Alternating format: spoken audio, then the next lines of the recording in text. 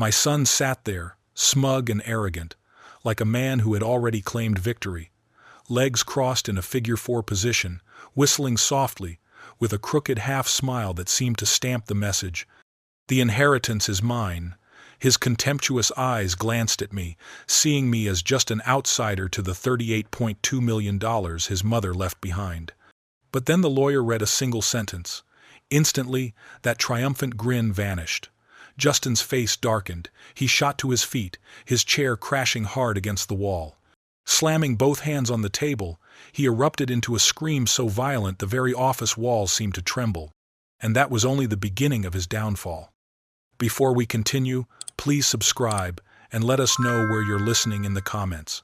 The coffee cup slipped from my fingertips and hit the linoleum floor with a crisp clang. The ceramic shards flew, spreading a dark brown stain of coffee. The shards hit the other cup, the anniversary pair, and cracked it in a thread-like line. I thought briefly of Brianna and wondered why I'd been so clumsy this morning. "You bastard! Your sprinkler system is flooding my begonias again, Jerry," Mrs. Henderson shouted through the thin wall. From next door, she slammed the broom handle against the wall, knock, knuckle, knuckle, as if trying to punch through the thin wall. At 65, my back was bent not just by the mop, but by the piled-up piles of chores. The PVC T-joint I'd installed last month was loose. Every 3 days the solenoid valve stuck, the sprinkler sputtered across the neighbor's property line, and the water meter spun like a pinwheel. Water seeped through the baseboard, swelling the edge of the linoleum. A cardboard box of old photos lay soaked in the corner of the kitchen. She threatened to call the neighborhood council for diminishing property value and threatened a ticket if I didn't fix it. I leaned forward, my left knee throbbing as it hit the floor. The sharp edge of the ceramic cut my index finger, a drop of blood mixing with the coffee stain. The smell of burnt coffee and the dampness of the old carpet mixed together, giving me a headache. An overdue water bill was taped to the refrigerator door. The leak fee was a glaring red. I tried to blot up the growing coffee stain. The landline rang incessantly. The case vibrated on the counter, leaving a smear of brown coffee. I ignored it. The answering machine would pick up, but the ringing continued, drowning out Elaine's snarl and the drip of water from the leak. The 5th ring screeched like a saw across my chest. I yanked the towel off, dropped it flat in the sink, and grabbed the phone. "Gerald Flores," I said hoarsely, my coffee-stained palm sliding across the phone. "Mr. Flores? This is Janice Morrison with Morrison Welsh and Associates in Cheyenne." The woman's voice held a layer of professional politeness, the kind I'd learned to recognize. It preceded bad news. "This is about Brianna Elise Flores." My hand tightened around the receiver. No one had called Brianna by her full name in my presence in 15 years. "What's wrong with her?" "Sir, I regret to inform you that Mrs. Flores passed away Tuesday evening. Funeral service Friday, 2 p.m., at Riverside Memorial Chapel. The will reading will be held in our office after the service, 4:30 p.m. I plopped down on the kitchen chair. The chair creaked loudly in the silence. Tuesday evening. 3 days passed, while I worried about sprinklers and coffee stains. "Mr. Flores, are you still there?" "Yes, it's me." My voice sounded foreign to me. "How did you get my number?" "Your name was listed on Mrs. Flores's personal effects as an emergency contact. I understand you were married." "We were married. 22 years encapsulated in a legal footnote." "Yes, we divorced in 2010. "You are named as the beneficiary. Your presence at the will reading is essential. Will you attend?" Through the kitchen window, I saw Elaine Henderson still standing with her hands on her hips by the soggy bed of begonias, but her complaining seemed to come from another world, faint as an echo. "I'll come," I said slowly. I put the receiver down. No one said anything more. The coffee stains darkened on the floor. The circles began to appear. I didn't move. I couldn't process the simple fact that Brianna, vibrant, stubborn, untouchable, was gone. The afternoon light slanted through the kitchen window, illuminating the dust motes that danced like memories I had tried to forget. The smell of stale coffee mixed with kitchen grease, and outside the window, the rumble of the old air conditioner reminded me that memories never fully shut off. As I sat there, the name Brianna Elise Flores echoed in my head, each syllable pulling me back in time to one February evening in 1987, snow crunching underfoot, cold wind slipping through the cracks of Murphy's diner door. The neon sign blinked open 24 hours, the Formica counter gleamed, and the air was thick with the scent of fried onions and coffee. Brianna Chen, was standing across from the manager. She asked, her voice cool and steady. "Did you just say you don't hire women for the weekend manager position because women can't handle the pressure? Is that correct?" A fork froze mid-air. The steam rising from the slice of apple pie fogged my face, and I couldn't swallow. Her anger was as sharp as a scalpel, precise, cold, unwavering. The manager tugged at his collar. I didn't mean to offend. It's just that weekends are usually chaotic. Women. Not offend? You're simply legitimizing discrimination. She pulled out a faded, gilt-edged business card, tapped it once against the counter, and slid it across. "When you hire based on ability instead of prejudice, give me a call." The doorbell jingled as she left. The diner's atmosphere collapsed, as if someone had pulled the plug. Through the glass, I saw her green Honda Civic parked under the streetlight. Snow clung to her shoulders as she removed her gloves, checked the mirrors twice before merging a habit of someone careful. "Troublemaker type," the manager muttered loudly enough for the whole diner to hear. I pressed a $5 bill under my half-eaten pie, as though leaving testimony for what had just happened, then picked up the business card. I mouthed the number 3 times, letting it drum in my head all the way to the parking lot. 3 days later, I finally dared to dial. My palms were damp with sweat, my thumbs slipping across the buttons. "Brianna Chen," her voice was sharp and bright, the tone of someone used to making decisions. "This is Gerald Flores. We haven't met, but I was at Murphy's last Friday night."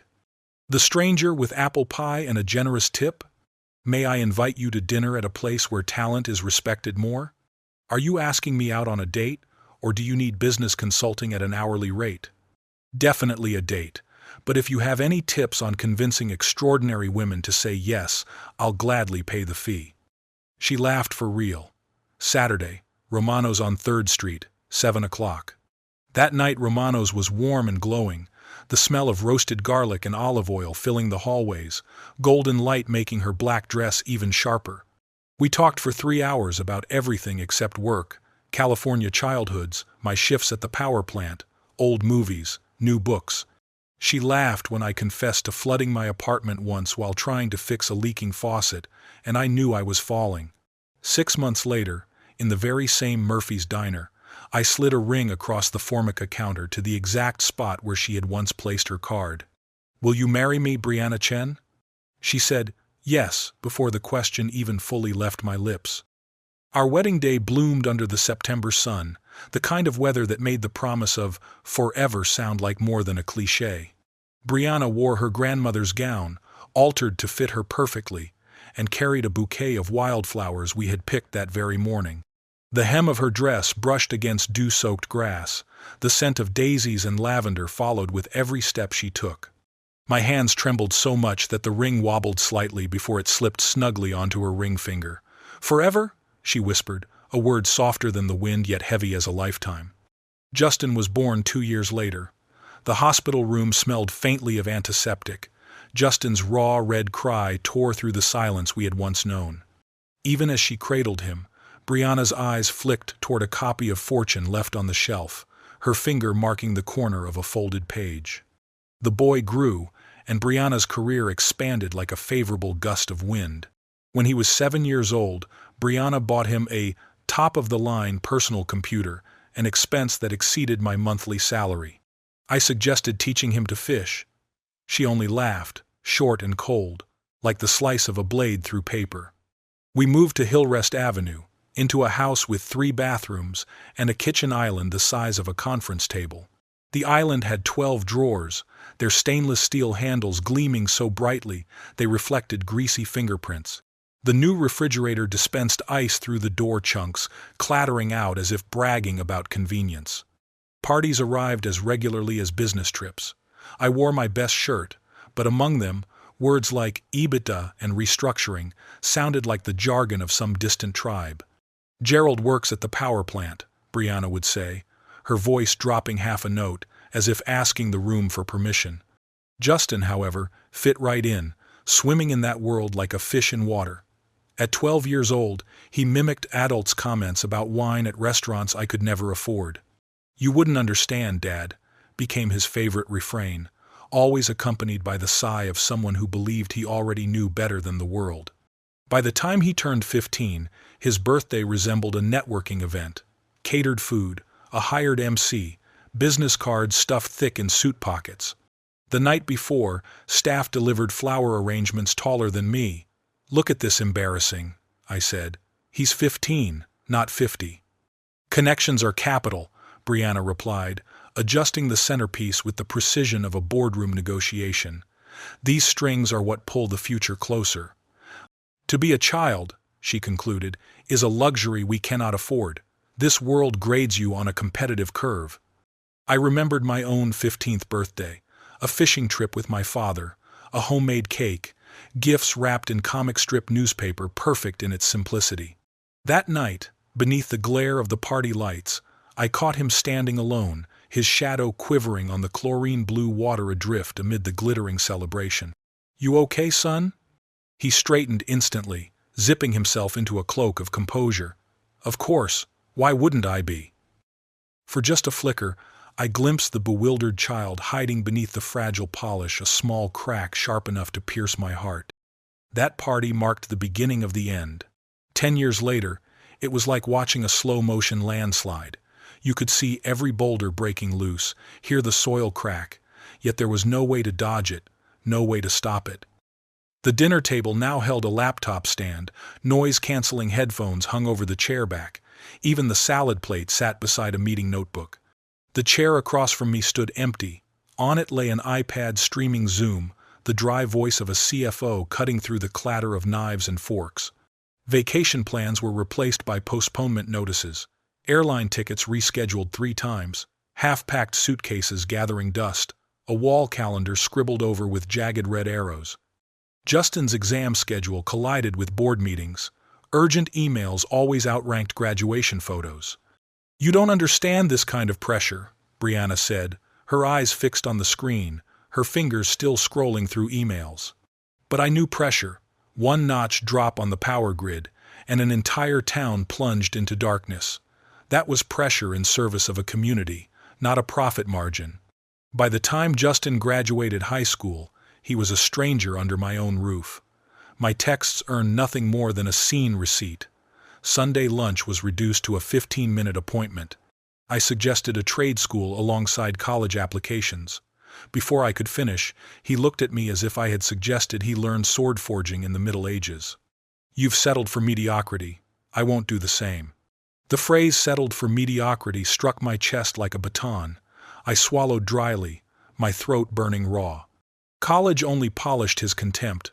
Words grew more refined, his gaze colder.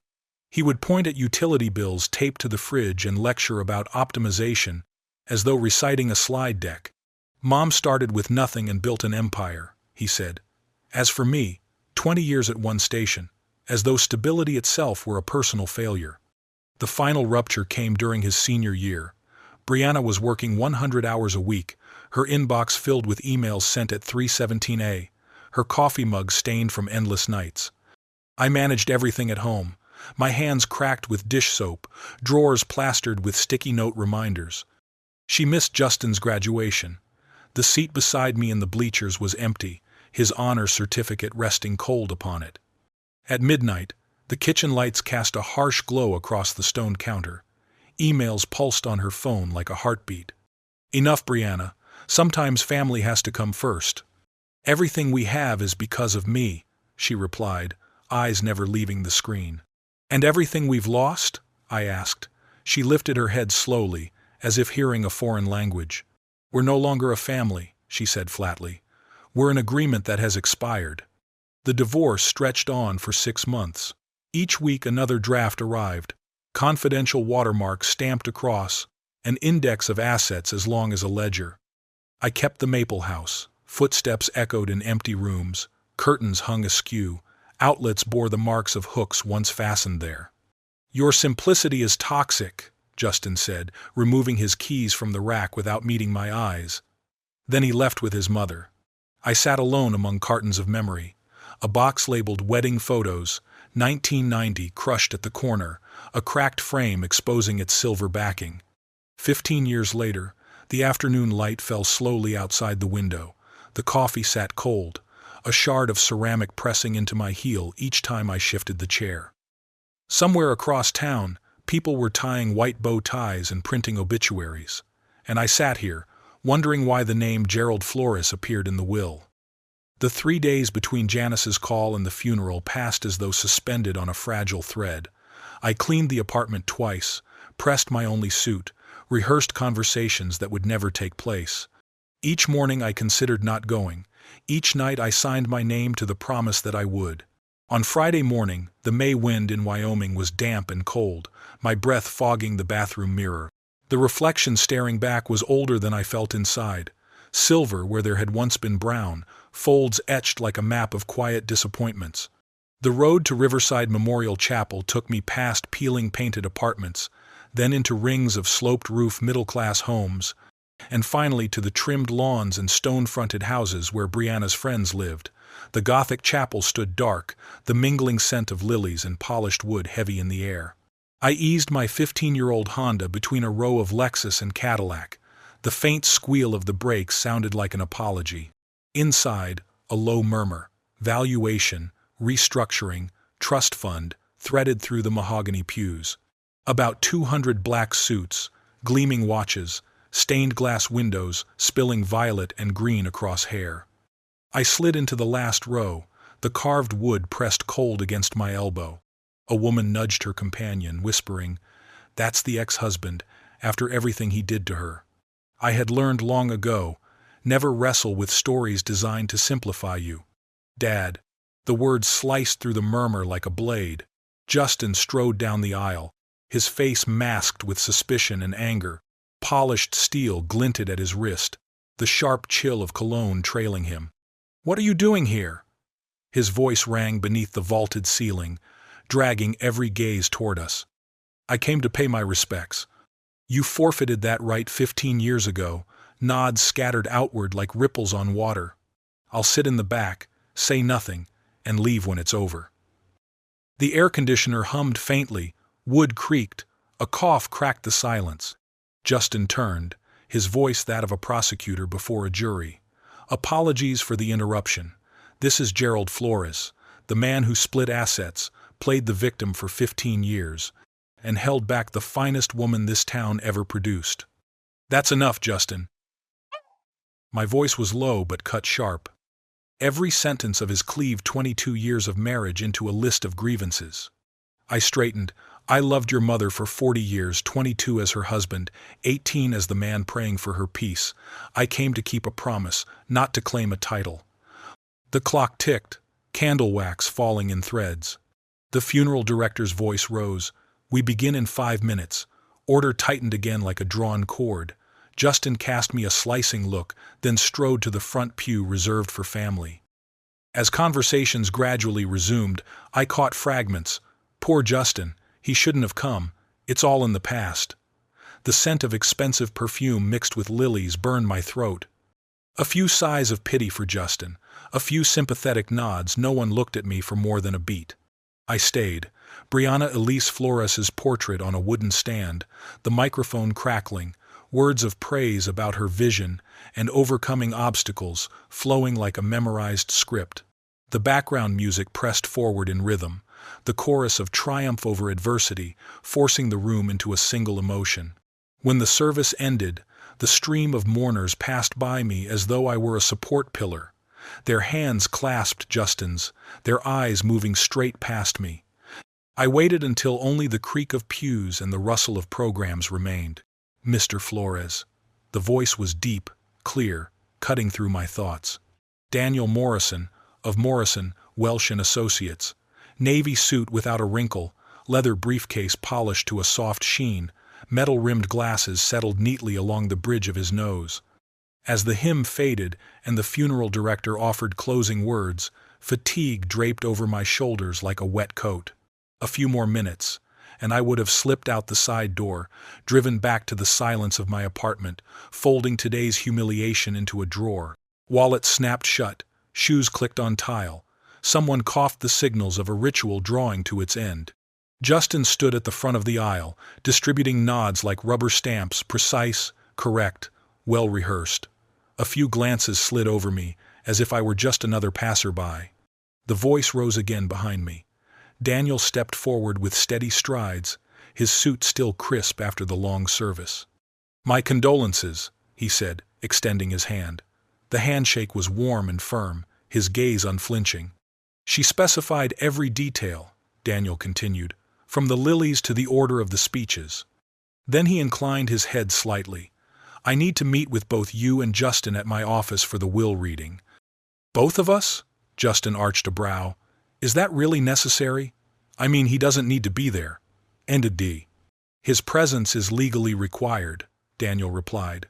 Mrs. Brianna Elise Flores was very clear about who must attend. To be named in the will, it seemed impossible after everything between Brianna Elise and me. "I'm afraid it's not necessary," I said quietly. "It must be just a formality. You don't need me there." Daniel's eyes held firmly on mine. "I'm afraid we do, Mr. Flores." Mrs. Brianna Elise Flores specified exactly who must be present. His voice was resolute, leaving no room for negotiation. And the way Daniel pronounced the word "will" carried a certain weight, like he had just dropped a file onto the span of my life. We drove through downtown, past faded signs, peeling glass storefronts, an oil rig standing silent in the distance, the town breathing in and out with the rhythm of energy. Daniel kept the small talk measured, weather, attendance numbers, not a single word leaked about what awaited us. His office was on the upper floor of a restored Victorian house. The air carried the scent of leather and polished wood. A grandfather clock marked time with a solemn chime. Diplomas embossed with gold seals and law licenses in walnut frames lined the walls, interspersed with photographs of Daniel alongside the mayor and the president of the business association. Exactly Brianna Elise Flores's taste: prestige without ostentation, success tempered with tradition. "Please, take a seat," Daniel gestured. Justin claimed the chair nearest the desk. Mine stood half a step aside, the proper position of an outsider in this courtroom. Justin's lips tightened faintly, his shoulders shrugged with casual boredom, fingers tapping lightly on the armrest, the untroubled confidence of someone who believed there was nothing to fear. "All right, let's get this over with." He flicked a glance at his watch, then tossed toward me. "Don't make this more complicated than it needs to be, okay?" Daniel opened a thick file. He squared the stack of papers, placed his fountain pen parallel to the folder's edge movements, measured as if by ruler. The afternoon light slanted through tall windows, dust swirling quietly like tiny souls. "Before we begin, allow me to express my condolences. To me, Brianna was both a client and a friend." He cleared his throat. "This is the last will and testament of Brianna Elise Flores, executed on the 15th of March, 2024, valid under Wyoming law, superseding all prior wills and codicils." Why had she revised the will 14 months ago? Illness, risk, or a decision long matured? The document affirms sound mind and no undue influence. Justin leaned forward slightly, his thumb drumming against the armrest. The shine of his watch caught with every breath. Daniel's voice was clear and deliberate, each word striking like a judge's gavel. "To my son, Justin Michael Flores, I bequeath the family home at 847 Hillrest Avenue, together with all furnishings, artworks, and personal property therein. According to the most recent appraisal, the house is valued at approximately $800,000. Justin's lips curved upward, eyes already running calculations behind the lenses of his glasses. "In addition, I bequeath to Justin the sum of $500,000 to be transferred from the primary investment account within 60 days of probate." And the company? The bulk of her wealth was bound there. Justin shifted, ready to interrupt. Daniel raised a hand in quiet command. "Please allow me to finish the provisions. This inheritance comes with conditions." Justin must remain employed at Flores Consulting Solutions for a minimum of 2 years from the date of this will, or until such time as the company is sold or dissolved. The click of Justin's pen froze mid-motion, his brows knit together as if to block the question rising behind them. The room fell a shade quieter, as though a new clause had just been dropped like a stone into its silence. "Conditions? What conditions? And what does being sold mean? Who has the right to sell?" Justin snapped. Daniel kept his voice even. "I am reading directly from the will, Justin. These are your mother's words." Justin's shoulders sank half an inch, both hands pressed flat on his thighs, fingers no longer tapping. I leaned forward instinctively, then pulled back just as quickly, afraid I might trespass too far into this ritual. "Let me make this clear," Justin pressed, his tone as sharp as it had been in the chapel. Daniel removed his glasses, touched the lenses with the edge of a silk cloth, a habit of someone about to deliver unwelcome news. "Your mother's will contains an additional clause regarding the division of the remaining estate, the company, the investment portfolio, and other significant holdings." The click of Justin's pen froze halfway. Daniel weighed each word like silver on a scale, his voice low, tinged with apology. The room seemed to grow heavier. The old clock on the bookshelf ticked slower. However, his tone dropped another notch. "There are provisions that fundamentally alter the division of the estate." He replaced his glasses, looking directly at me, an instant of sympathy restrained by professional duty. "The remainder of the estate, which constitutes the majority of its value." Justin leaned forward another half step, his knuckles whitening against the armrest. Dust drifted slowly through the slant of light as Daniel pushed his glasses higher on his nose before speaking my name. He set his pen parallel to the edge of the folder, then read aloud, "To my former husband, Gerald Michael Flores, I bequeath $38.2 million from the primary investment accounts and stock portfolio." Air caught hard in my chest. My mouth opened before my mind could form a thought. That figure did not belong in this room. It did not belong to a man like me. "Yes," Daniel said, his voice neutral, his eyes carefully monitoring a storm he had long anticipated. Color drained from Justin's face, then surged back, his clenched jaw grinding audibly. Daniel continued, "Furthermore, I transfer controlling interest in Flores Consulting Solutions, including all subsidiaries, real estate, and business assets, 65% of the shares, and the appointment of chairman of the board of directors to Gerald Flores." The chair groaned beneath me. The desk seemed to tilt, as though the entire room had shifted. The control of the empire that had consumed our marriage, she had placed it in my hands. This is impossible." My voice dropped low, dissolving like a whisper at the end of a hallway.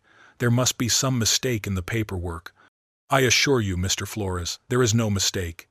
Every document was drafted under the direct supervision of Mrs. Brianna Elise Flores, and she approved each word," Daniel said firmly. He removed his glasses, dabbing the lenses with a silk cloth, a habit of someone about to deliver something hard to hear. Justin shot to his feet. The swivel chair crashed backward into the wall, frames trembling on their hooks. "What did you do? How did you manipulate her?" "I didn't," I said, my voice dropping to ash. "It's been 15 years since I last spoke to your mother." "Mrs. Brianna Elise Flores was fully competent," Daniel interjected, "and she underwent an independent cognitive evaluation to prevent any challenge to the validity of her will. $38.2 million and control of a company that belonged to a world far from grocery bills and auto shop repairs." "Why?" I asked the question, spilling from the deepest pit of confusion. Daniel gathered the documents, aligned the folder's edges, set his fountain pen parallel to the desk before answering.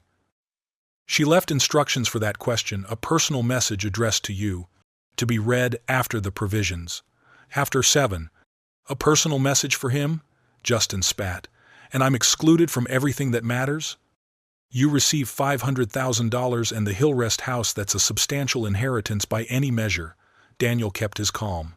"And the total here is worth hundreds of millions," Justin snapped, pointing toward me. "The company alone outweighs everything else combined." The air conditioner hummed faintly. Justin's pen frozen mid-click. "Fraud," he shouted. "Criminal fraud. She was coerced, manipulated, confused. She didn't abandon anyone, I answered, struggling to steady my breath. The marriage ended, but the bond didn't vanish. Justin, Daniel said, his tone firm, I understand this is difficult news, but you must control yourself. This is your mother's lawful will. I want every file copied, Justin hissed through his teeth. The cognitive evaluation, all correspondence between him and my mother for the past 5 years. There was no correspondence, Daniel replied flatly. Mrs. Brianna Elise Flores was explicit when explaining her decision. She left a personal message for your father, yes. The word father dropped into the room like a stone striking the surface of a pond. He is not my father, Justin growled. A father stands beside a mother when she needs it, lifting her up, not dragging her down. Each word cut into me not because it was false, but because it carried just enough truth to wound. Perhaps you're right, I said softly. I was not the husband she deserved, but I never asked for this, nor did I expect it. You orchestrated this, he snarled. You found her when she was vulnerable. She was not vulnerable, Daniel cut in sharply. She was more decisive and lucid than in any meeting I've ever had with her. Then why was I the one left behind? Justin demanded, his voice faltering. I became the person she wanted me to be. She left her explanation, Daniel said more gently. Do you both wish to hear it now? Justin's fingers trembled along the chair's edge. His whole body quivered as though suppressing a chill. He threw me a look filled with hatred, but behind the fire lay hunger, an aching need for an answer, to understand why his mother had shifted the axis of the world he thought was firmly his. Daniel reached for a pale yellow craft envelope, the front marked with Brianna's familiar, slanted handwriting. He raised a hand for silence, carrying the calm authority of someone accustomed to guiding rooms filled with emotion. His voice sliced through the air, clean and cold as a blade. He set his pen parallel to the edge of the folder. The grandfather clock on the shelf seemed to slow by half a beat. Then he slid open the envelope and drew out several cream-colored sheets, the faint scent of ink still clinging to them. I sat motionless. Daniel began to read. Dearest Gerald, if you are hearing this, it means I am gone, and you are likely sitting in Daniel's office, wondering if the world has gone mad. I can almost picture your face. Bewildered yet polite, a thin smile tugging at the corner of my lips. I know this is a shock. I also know you are thinking you don't deserve it. But you deserve every dollar, and here is why. I never stopped loving you, not during our worst arguments, not through the divorce, not through 15 years of silence. I was angry at you for not understanding my ambition, but angrier at myself for choosing ambition over our marriage. You tried to save us. I was too proud, too afraid to listen. My chest tightened. Heat rose to my eyes. Daniel paused a beat, then continued. Justin, I know you are furious and want to believe someone manipulated me, but not yet. You are not ready for this inheritance. You grew up in the shadow of success, privileged, but with little responsibility. Your father taught me about dignity, integrity, about a strength that does not require cruelty. I forgot those lessons when I chose money over love, but I never forgot him. Build something with your own hands. Place people above profit. Learn to forgive your father, for people are always imperfect. Justin sniffed sharply, whether from anger or pain was unclear. Daniel read the closing lines. Gerald, you inherit more than money. You inherit the chance to do what I should have done, use wealth as a tool for good, not as a weapon to prove worth. Daniel lowered the letter. The only sound was the faint rustle of paper in my hands. The core message was unmistakable. Brianna had chosen love over gain, dignity over expectation, clarity over wealth. Justin stared down at the wooden floor, his knuckles white. Daniel folded the letter with care, slid it back into the envelope, and turned to me. She instructed me to place this in your hands. The original belongs to you. I received the letter with trembling hands. The paper warmed slowly in my palms, as though I were holding the final conversation with the woman who had shaped my life, both beautiful and painful. Brianna's words fell heavy in the room like dust after an explosion. For several minutes, no one spoke. I pressed the letter against my chest. The crease of the paper dug faintly through my shirt. It's not over, Justin said, his voice drained of strength. I'll file a lawsuit, incompetence, undue influence, fraud every angle to contest this will. For the first time that afternoon, I looked directly at Justin, a man accustomed to commanding the world, still unlearned in the truth that love can only be given, never demanded. You can try, but your mother was right, Justin. You are not yet ready for this responsibility. Who are you? A retired power plant worker with no experience, no connections, no idea how to run a company worth hundreds of millions. For an instant, the shadow of 22 years of self-doubt leaned toward agreement. But Brianna's words stopped it cold. You deserve every dollar. I drew a deep breath. You know the difference between service and showmanship, between responsibility and privilege, between valuing people and valuing profit. Daniel interjected, concise and firm. Your mother was 62 years old and in full command of her faculties when she signed these documents. She underwent comprehensive psychological evaluation to prevent any challenge to validity. Justin faltered. Why was I the one left behind? The truth. She didn't do this against you. She did it for you to help you see yourself when no longer shielded by wealth. I want what's mine. What's yours is $500,000 and a house worth nearly $1 million more than most people see in a lifetime. What you think you deserve was never yours to begin with. His eyes hesitated for half a beat, as though realizing the ground beneath him had shifted. You think you've won? That you're some kind of hero? Number only that I will bear responsibility. The door slammed, the lock clicking sharp and final. Daniel pulled me back to the present. Paperwork still awaited. He marked the sections requiring signatures with red tabs. The board meeting calendar glowed on his screen. I nodded, then quietly asked, "Did she still love me? After everything?" Daniel smiled faintly.